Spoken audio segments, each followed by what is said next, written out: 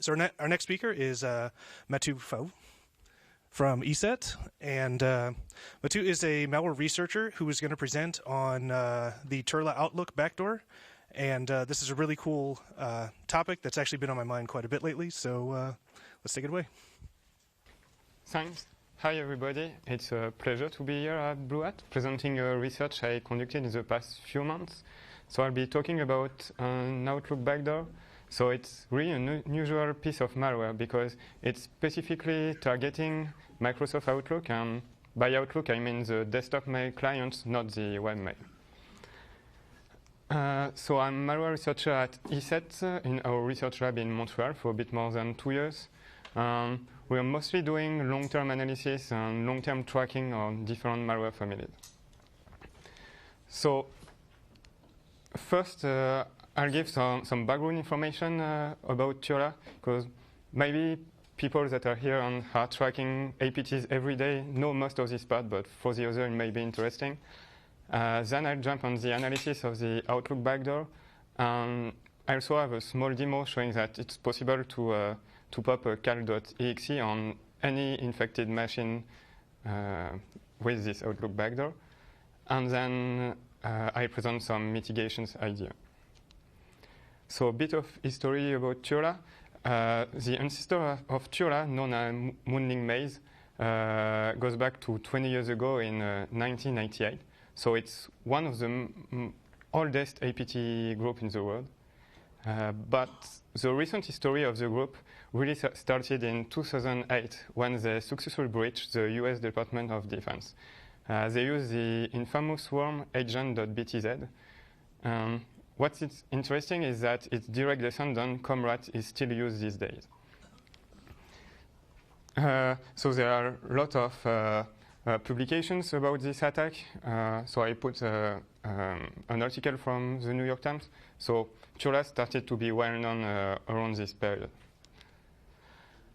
Then they successfully breached several other entities.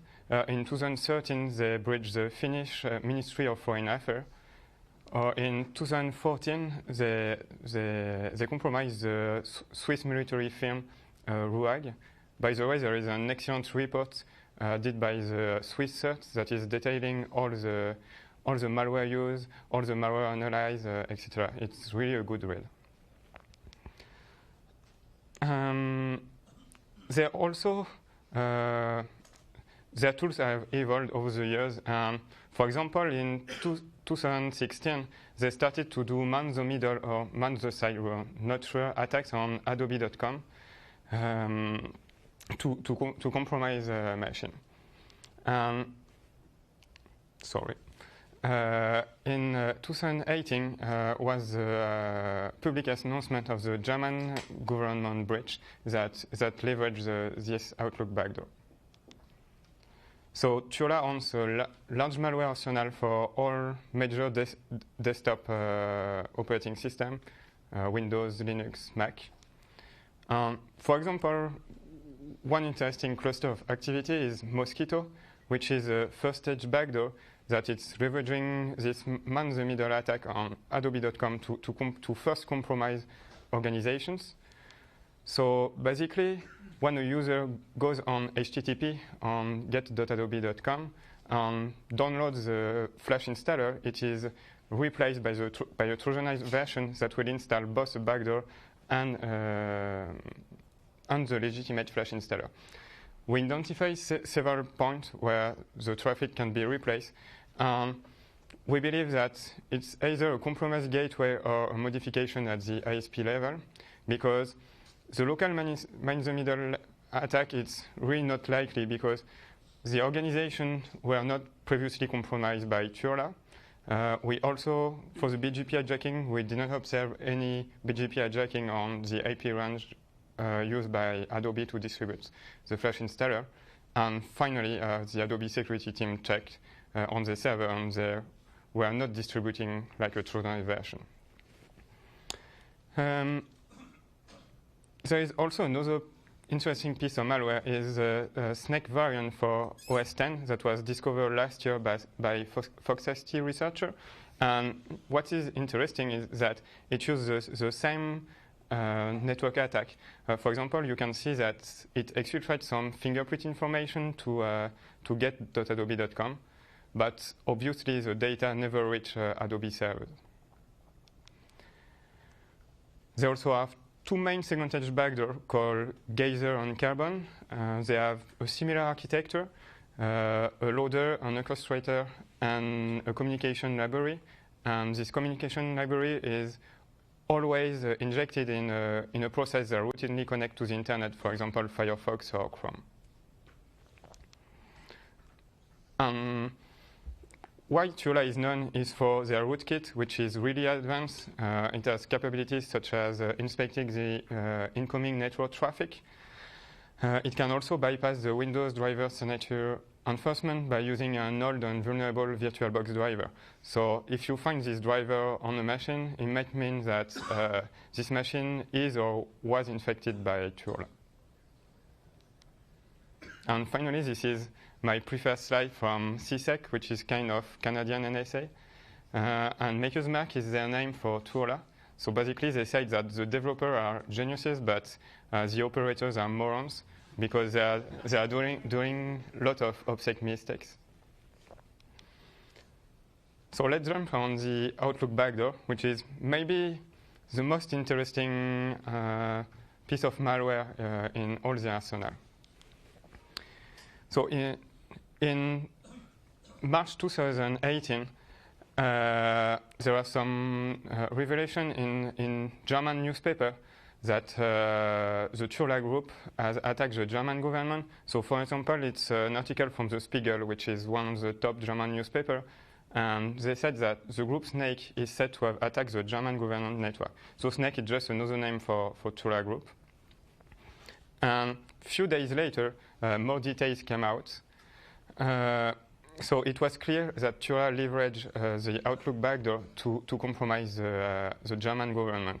So in this article from the SZ, which is also one of the top German newspapers, they said hackers have been able to copy data from the government networks via the Outlook mail program. And it was known for a long time in the community that this backdoor existed, but there are no public reports available. So we decided that it was good to look deeper.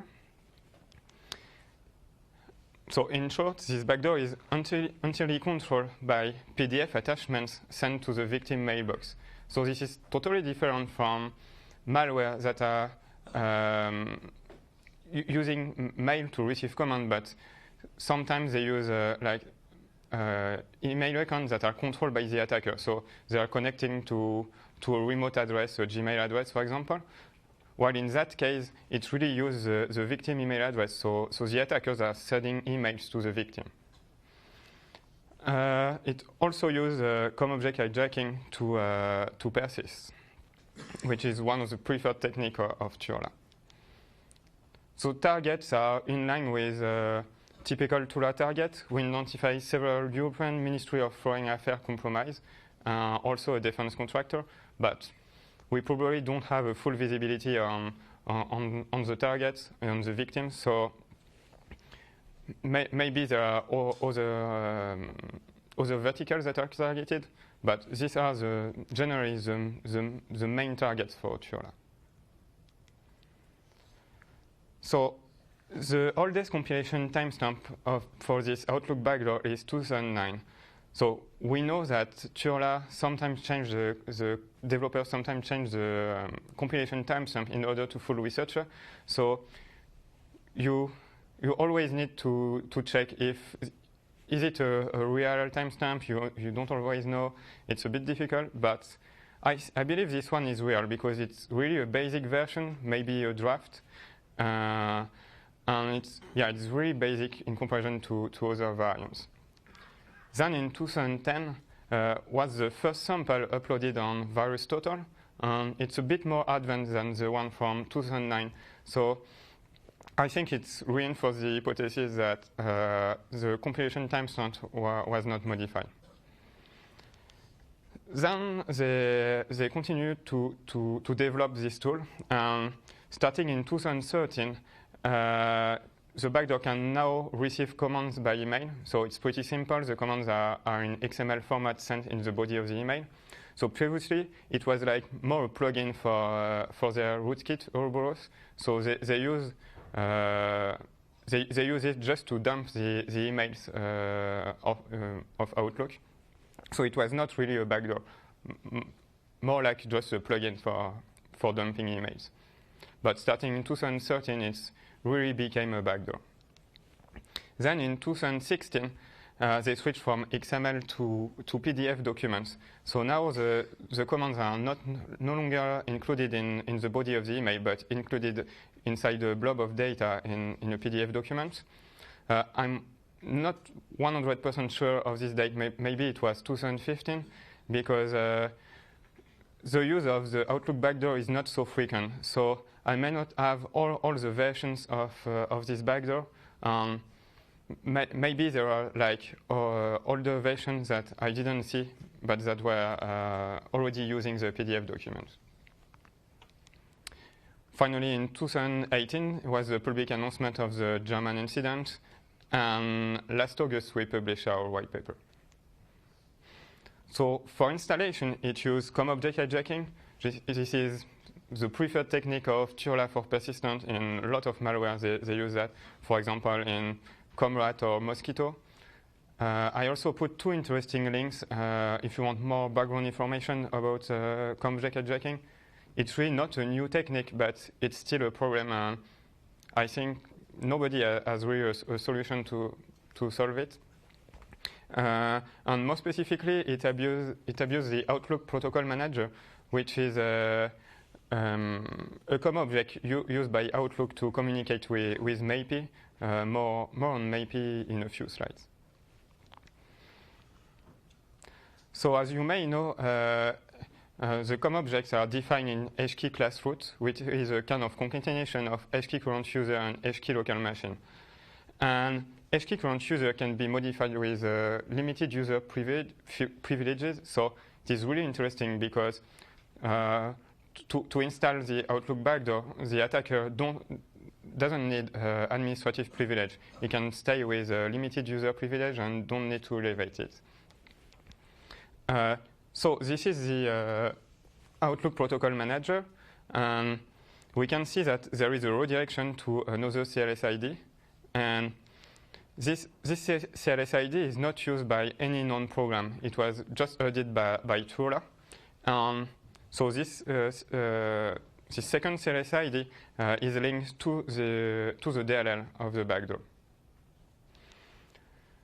There is also some protection mechanisms to prevent privilege escalation using COM objects. So basically, if the level integrity of the process is higher than medium, HKey current user is ignored. But Outlook runs with a level integrity medium, so HKey current user will be used. So I'm not saying this is invulnerability.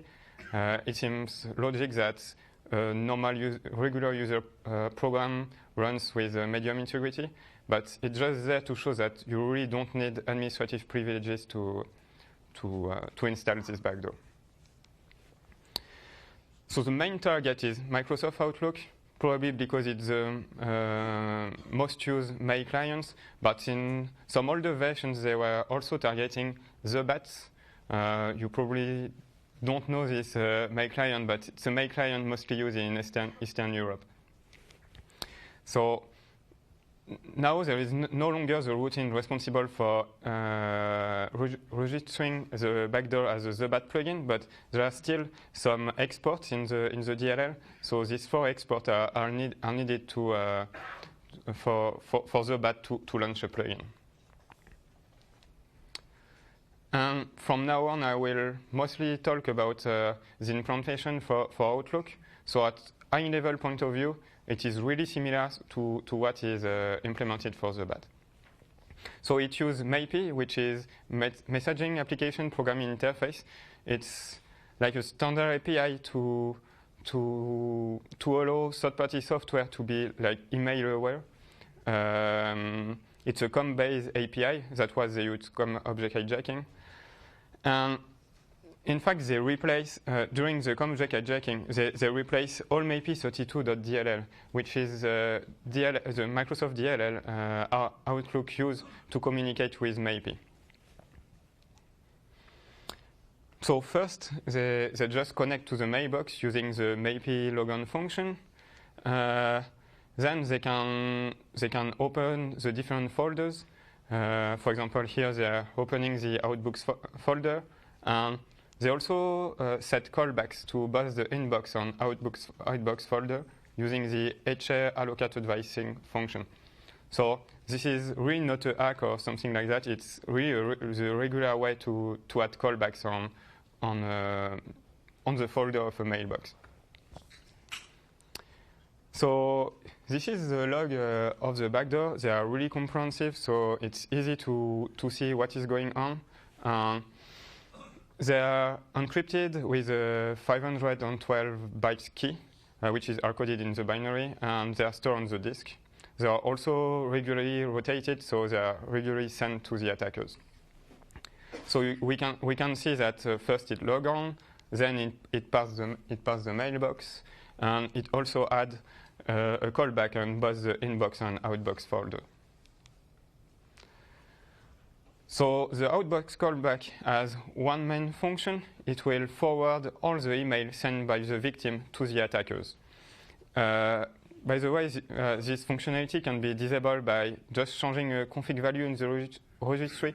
So maybe when they no longer need to receive victim emails, they just disable this functionality. So this is again the logs. We can see that the victim sent an email to recipient@example.com, and there is an attachment, a PDF attachment. So this is a real action from the victim. But just after, the email is also sent to the attackers. So this is not good for the privacy of the victim. And finally, the backdoor clean all the trace of that. So it's just deleting the email in the send folder. So if the victim goes in the send folder, it won't see the email sent to the attackers. So not only the outgoing email are exfiltrated to the attackers, but it's also exfiltrate data. And data, it's the result of the backdoor commands and the log file that is regularly rotated. So they encrypt this data, and then they create a valid. The backdoor creates a valid PDF document containing this encrypted data, and then it is attached to a mail and sent to the attackers. So what is interesting is it prevents sending email at unusual hours because it waits until the victim sends a real email before also sending an email. So, for example, if the victim is not working on the night, the backdoor won't send email like at midnight because it could raise suspicion if you see some activity on a computer while the person is not at the office.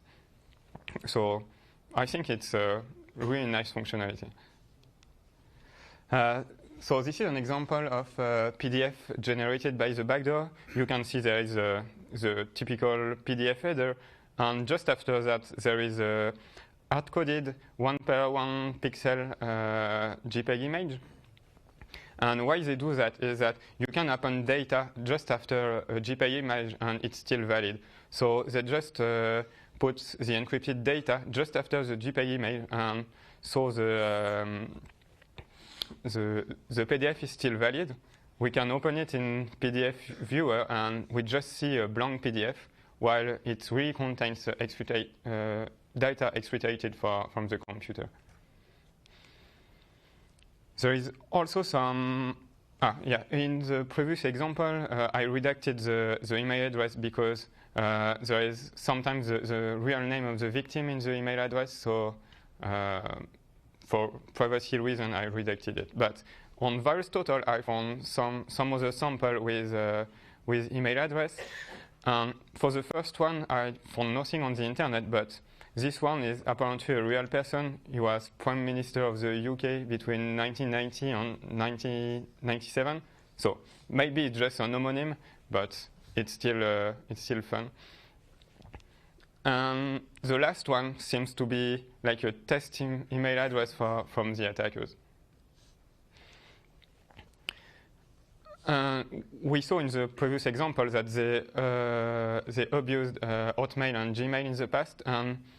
In recent campaigns, we have seen them using gmx.com, which is another free mail provider based in Europe.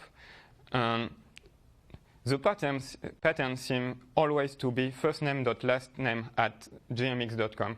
So I think they do that in order to blend in the normal email traffic and avoid raising suspicion. So you can't say that, is it the private email address of the victim, or is it like an email address controlled by the attacker? Sometimes they really impersonate the victim. We had a case where the attacker registered an email address with the exact first name and last name of the victim. So before compromising and compiling the malware, they knew who the victim was. So it shows that this is really targeted. Actually, it happened the same in the German incident. Hakan, who is a German journalist working at the SZ, said that they set up a fake mail account in the name of a significant other of one victim. So this is the same case. Before compiling the malware, they knew who the victim was. So yeah, that's really interesting, and it shows that this backdoor is really used to stay persistent on a machine once it had been compromised. It's really for staying persistent on one given machine. Regarding the incoming emails, the callback are two main functions. First, it'll log all the email metadata, such as the subject, the sender, or attachment name. But the incoming emails are not forwarded to the attackers.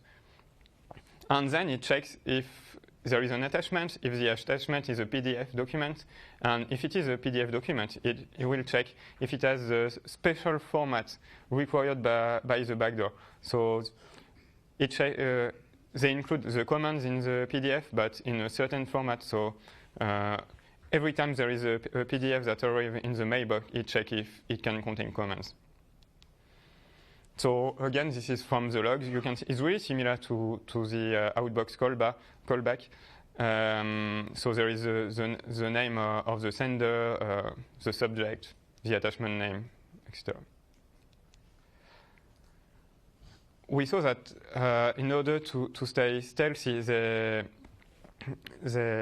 send email only when the victim also sends an email, but they're also hiding some other stuff. So first, they delete all the backdoor retail message, so the email sent by the attackers to the victim, or the mail sent by the backdoor to the attacker. And it's done very quickly, so if you are in the UI, you won't see anything. Maybe you can see the one new message. There is one new message in the mailbox, but the email never really appear in the mailbox. And also, if there is the operator email address in the body of the email, the email will be deleted. So the first purpose of that was to delete non-delivery email, but it has this side effect of deleting all the emails that contain the operator email address. So it might be a problem if the victim contacts its IT support, then IT support reply, and if there is the operator email address in the email will be deleted and the victim won't be able to see it. And finally, they also set a hook on create Windows X. So this is the hook function. You can see among multiple checks, it checks if the type of the window is NetUI HWND. And in fact, this is the kind of window used by Outlook to display notifications. So if this is a mail sent by the attacker, you won't see this notification because they hook create Windows X. And in some recent variants, malware from this year. They switched to NUI dialog. I'm not sure, but I think it's the kind of window used by Outlook on Windows 10.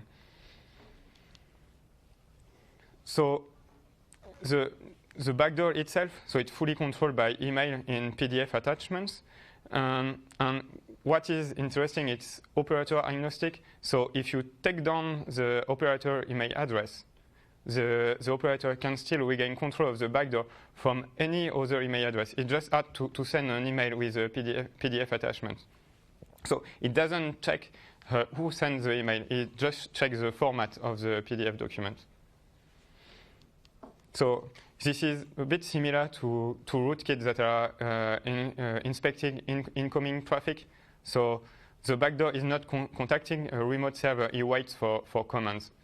So there is like no remote control to take down. You just need to clean the machine. The PDF format, it's really complex. I spent like days or weeks reversing that.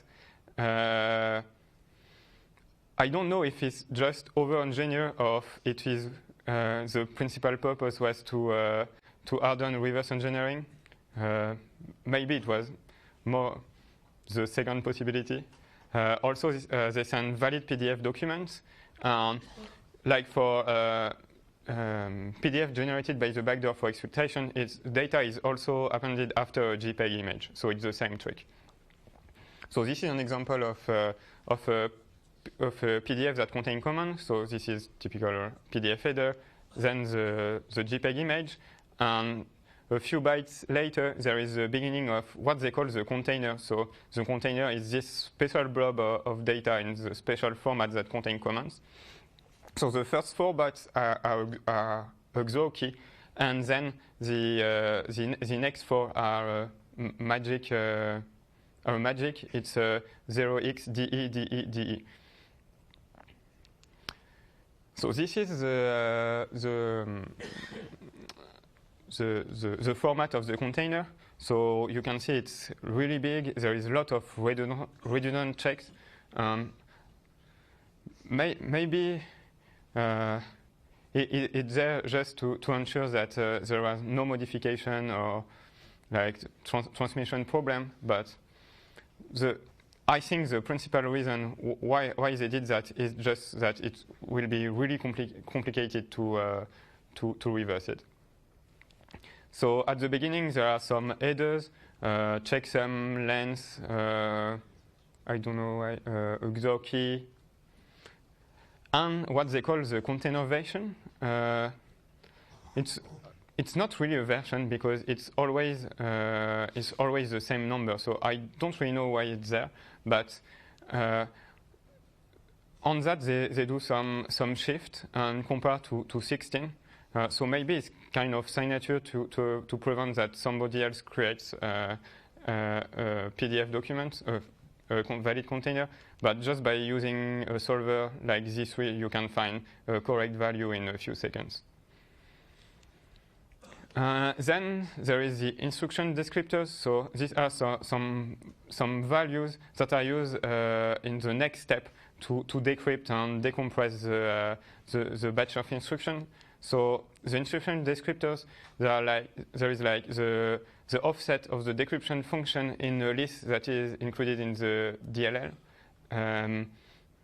The problem is that there is only one decryption function. So maybe they plan to add many different decryption functions, and then they can choose one when generating the PDF. I don't know. Same for the decryption key. There is only one key, but they do a list of keys with only one key. Again, the same for decryption function. But the problem is you need to understand all these fields to be able to generate a valid container. So it's really a pain. And finally, what's interesting us the most is the batch of instructions. So just before the batch of instruction is an initialization vector that is used for the encryption of the batch of instruction. So there are a single PDF can include several instructions, and in an instruction, there is a command ID, which is really typical for the backdoor, and then a list of arguments. So a command can have multiple arguments. And this batch of instruction is encrypted with MISTY1. I'll talk about that in a few slides. But the backdoor functions, so most of them are really typical, like they can read file, exfiltrate file, creating process. But what is interesting is in the, one of the last versions, so from April 2018, they had the possibility to run PowerShell command in memory only without using PowerShell.exe. So it used PSInject, which is a project that is included in Ampere. Yeah, so you can execute PowerShell without using PowerShell.exe. So if you have add on the desktop and you disable the PowerShell.exe executable, or it will also break, I think, MC, because it doesn't rely on PowerShell.exe for executing the PowerShell command. Maybe you wonder what is MISTY1. So first, it was really difficult to identify because they changed all the characteristical values of the algorithm. So the 2S table were changed. They also had some XOR operation in the functions. So all the detection tools such as FineCrypt were not working. But it's not the first time that Turla used weird encryption algorithm. For example, for Carbon and Snake, they used CAST 128. For Geyser, they had a custom RSA implementation. In Mosquito, they used BlumBlumShub, which is a pseudo generation number, and then they use that to generate a byte stream and XOR data. And in Ouroboros, the rootkit, they use 3Fish. So we first extracted the main characteristics of the algorithm. So it's a symmetric algorithm. The key is 128-bit long. There are 2 hard-coded tables. Each block is 64 bits long, and there are 8 rounds. So we open Wikipedia in the symmetric page, and at the bottom there is a table with all the algorithm. So we open a page, another page, another page, and finally we find MISTY1. No, in fact, it was not so simple. We opened every page, and at the end we said we don't know. But if you go on the French version of the MISTY1 page, it's really comprehensive, and the algorithm is very well detailed. So using that, we were able to match what we saw in IDA and what was really the algorithm, because it's really not well known. There is like one scientific paper from the guy from Mitsubishi who invented this algorithm, but it's used nowhere. You can find information about MISTY1. So yeah, it really helped us. And maybe France is a good candidate if you want to do attribution. They did some changes on the MISTY1 algorithm. First, in the normal algorithm, there is no initialization vector, while they use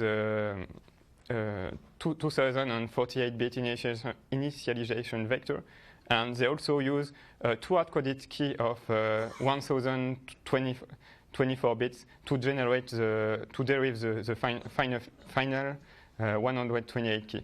But unfortunately, the function that derives the key is a bit broken. So if the IV is null, the derive key is always null. So you can generate a valid container without knowing the key. You just need to use the regular MISTY1 algorithm with a null key. So that's really bad, and maybe they should use asymmetric cryptography then. They also shuffled the 2 hard-coded table S7 and S9, and they added 2 XOR operations in FI, which is one the three main functions of this cryptographic algorithm. So you can see on the left it's a genuine. So on the left it's a genuine implementation, and on the right the Turla implementation. So now a small demo. First, about the setup, I tested on Windows 7, Windows 10, Office 2010, 2013. And what is interesting is I didn't want to connect the machine to internet or something like that, so I installed a local mail server on the Windows machine. And HMail server is really easy to use and easy to configure. So if you have like the same problem, I encourage you to use a HMail server. Yes.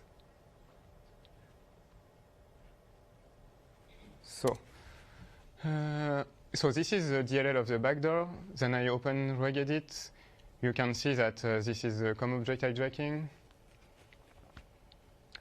Then the first PDF. So this is just a blank PDF, but it's a valid PDF. Second one, I did a PDF with a snake. It's because snake is the other name of Turla. Then I send an email to myself. So it's really not important what you're putting in the email. Just need to attach the payload. Then send the email. Click send receive, and then you have a cal.exe.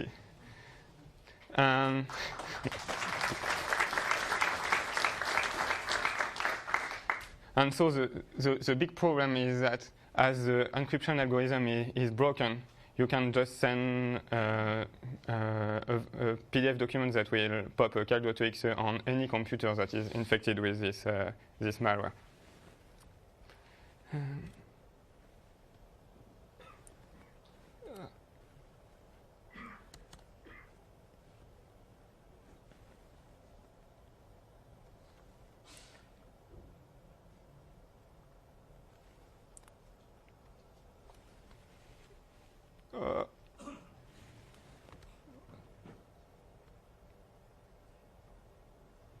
Shit.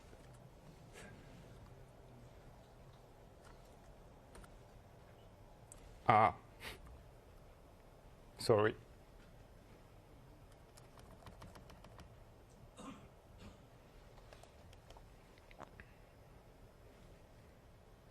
A little technical problem.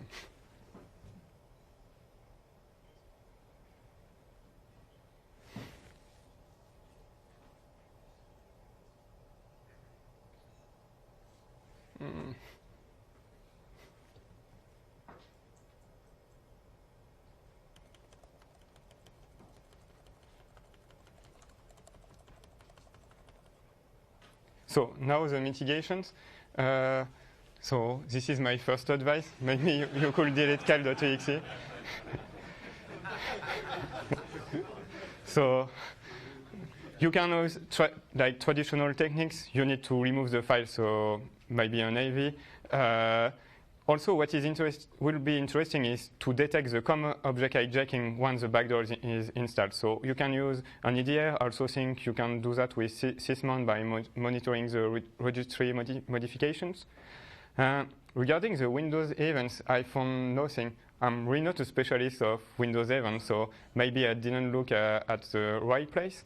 But I found nothing about COM object hijacking or things related to interesting things related to Outlook. So maybe someone knows. Also, I did some tests with the Windows Defender Security Center. So it's new thing in Windows 10. So it's totally different from Windows Defender AV. It's more like a console to tune some security settings. And what is interesting is the exploit protection. So first, with the standard settings on Windows 10, it's another updated machine with Windows 10. You can see that the backdoor is still working.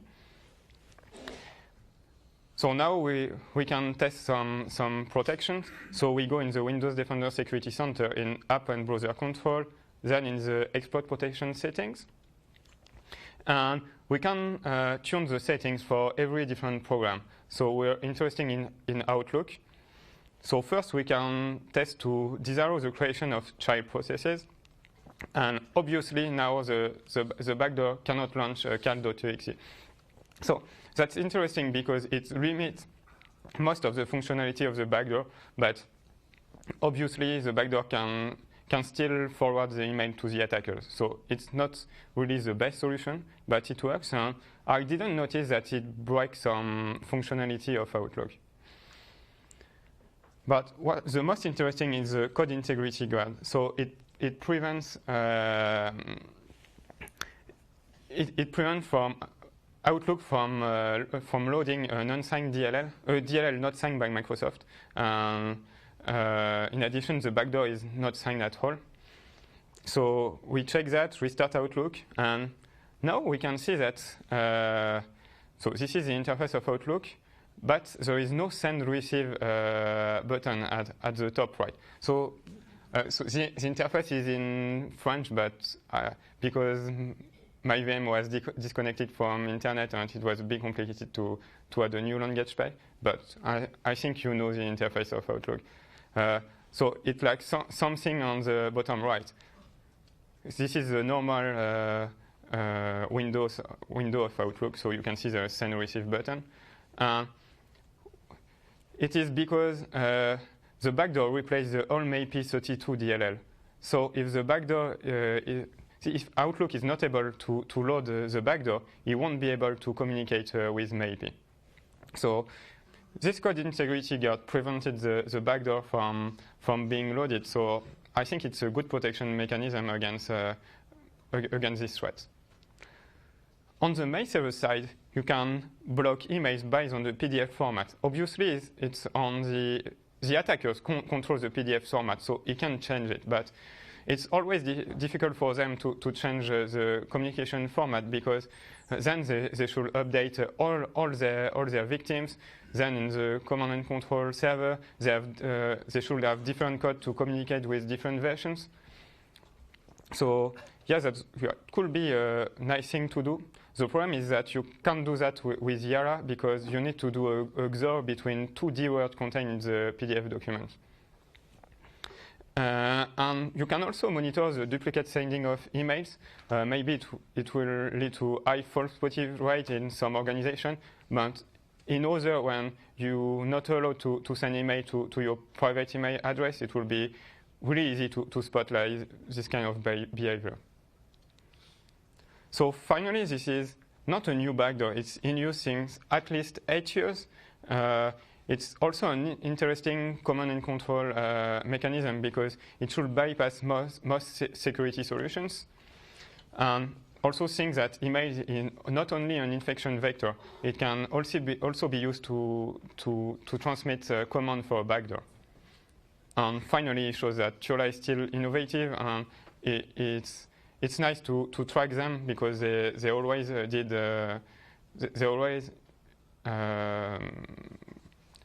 develop interesting backdoors. If you want more detailed information, we release a white paper. We also publish some IOCs on our GitHub. Unfortunately, there is no recent hash because there is the name of the victim in the recent samples. But I put my Yara rules, so you can run them in your malware collection, and you'll probably find some recent samples.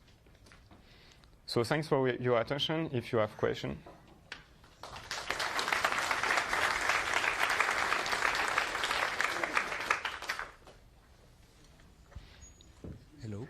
Hello, can you hear me? Yeah. So I have two questions. One is, when the malware got installed, does it create mailbox rule to hide the tracks? Sorry, does it? When the malware is installed, yeah, does it create mailbox rules to hide the incoming or outgoing mails? No, but because it replaces AllMAP32.dll, which is responsible for fetching the emails and sending emails. So it's like the malware is the DLL responsible for sending the email, so it can just not forwarding the emails to the Outlook program, and then you won't see Okay. And the other question, the deleted emails are seen on the recoverable items of the mailbox? The malicious emails, when Yeah. they got deleted, if you go to recoverable items in Outlook, can you take a look there to see if they are there? I don't know. Okay. No, because this will help a lot for the forensics. Okay. I can check, but I don't know. We can check later offline. Okay. Okay.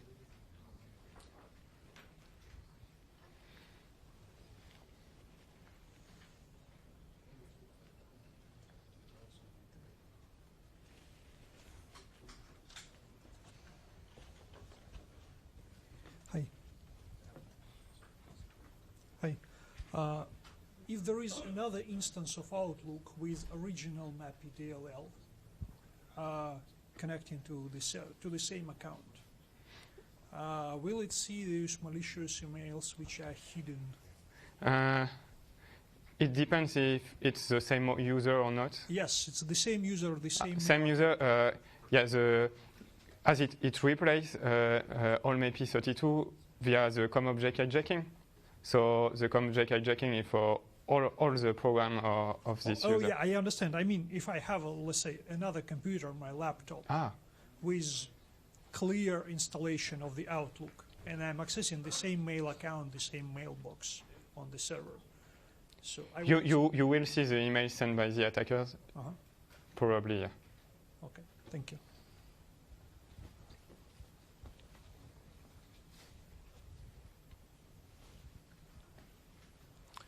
Okay, thank you very much for the talk. Thank you.